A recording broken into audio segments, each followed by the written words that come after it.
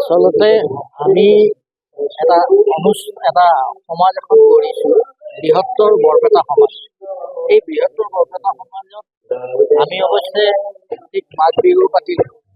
জুবিন গাৰ্গৰ যেতিয়া হেৰি হৈছিল, আমি এটা অনন্য অনুষ্ঠানেৰে জুবিন গাৰ্গৰ মাহেকীয়া পাতিছিলোঁ লতা শিল ফিল্ডত। সেইটো আছিল বৰপেটাৰ বিখ্যাত থিয় নামেৰে। আমি বহুত কেইটা দল আনিছিলোঁ থিয় নামত, সেইটো কৰিলোঁ। তাৰপিছত এই সমাজৰ আমাৰ কিছু সংখ্যক সদস্যই ক'লে যে আমি বৰপেটীয়া হৈ যদি আমি দৌলটো নকৰোঁ, যিটো হোলী মানে আমাৰ বৰপেটাত দৌল বুলি কয়। গুৰুজনা মহাপুৰুষ শ্ৰীমন্ত শংকৰদেৱে বৰদোৱাত প্ৰথম সৃষ্টি কৰিছিল। তাৰপিছত কিন্তু এই হোলীটোক অসমীয়াৰ মাজত যুগমীয়া কৰিলে কিন্তু বৰপেটা সত্ৰৰ শ্ৰী শ্ৰী মথুৰা দাস বুঢ়াগোহাঁইৰ দিনৰ পৰা।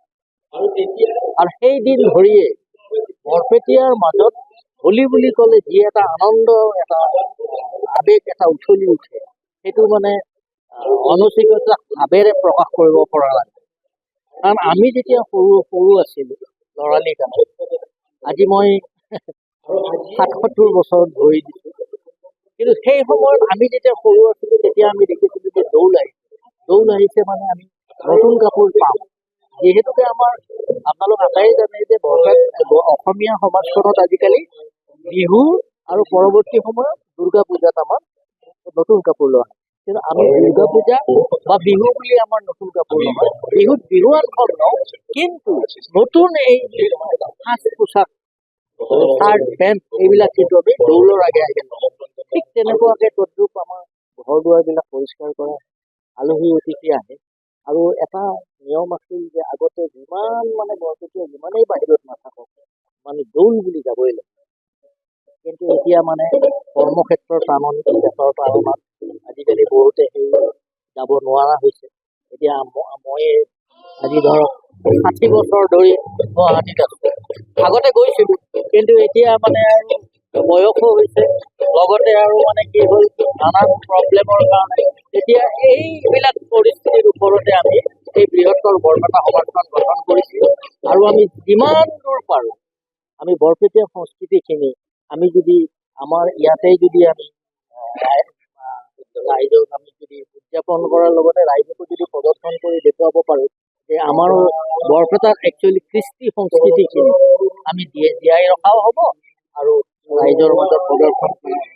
গতিকে সেই উদ্দেশ্যই আগত ৰাখি আজি আমি এই হোলীৰ প্ৰাক মুহূৰ্তত এই উৎসৱ ভাগে মানে অনুষ্ঠানটি ধন্যবাদ।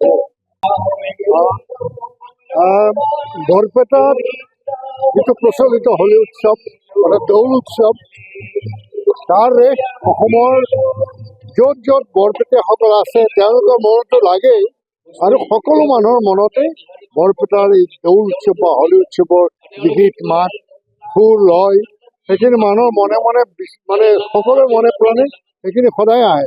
আৰু এই সুৰটো শুনিলেই, এই তালটো শুনিলেই হোলী গীতলৈ মনত পৰে, যিটো বৰপেটাৰ হোলী গীত বুলি এই তাহানিতে গুৰুজনাই আৰম্ভ কৰা এই 16শ শতিকাতে তেতিয়াৰ পৰা প্ৰচলিত হৈ আহিছে। যোৱা 400 বছৰে বুঢ়া এটাই আৰম্ভ কৰিছিলে বৰপেটাত, যদিও গুৰুজনাই এই আমাৰ 22 বছৰ বয়সত বটদ্ৰৱাত তেওঁ আৰম্ভ কৰিছিলে। তাৰ পৰা আহি বৰপেটাৰ প্ৰাণত সোমাই গ'ল এই হোলী গীত, দৌল উৎসৱ।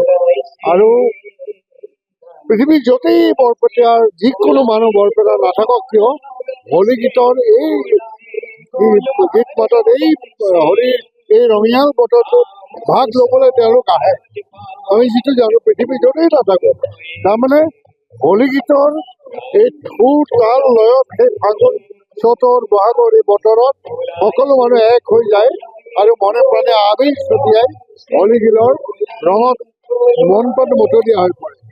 আৰু তাৰে আজি হোলী উৎসৱ আহি আছে, তাৰ আগে আগে তেখেতসকলে এই বৰপেটাবাসী য'তেই আছে, গুৱাহাটীতো বহুত আছে, আৰু আজি ইয়াত দেখিছোঁ আজি ইয়াত অনুষ্ঠানটো হ'ব বুলি গম পাই বিভিন্ন ঠাই মানুহ ইয়ালৈ আহিছে। আৰু আমি নিজে কলাক্ষেত্ৰৰ এই বাকৰি, এই মুকলি মঞ্চ এইখিনি এৰি দি পেলাই আমি নিজে ভাল পাইছোঁ। আৰু সেই কৃষ্ণ ভক্তি, এই গীত মাত কি আমাৰ এই পৰিৱেশতো এই গছে পাতে মনে ফুলে ইয়াতো তাৰ ৰেখ লাগিছে। গতিকে গতিকে আজি আমি এই উৎসৱটো পালন কৰিবলৈ পাই বৰপেটাবাসীৰ লগত আমি কলাক্ষেত্ৰ সমাজখনো ধন্য হৈছোঁ।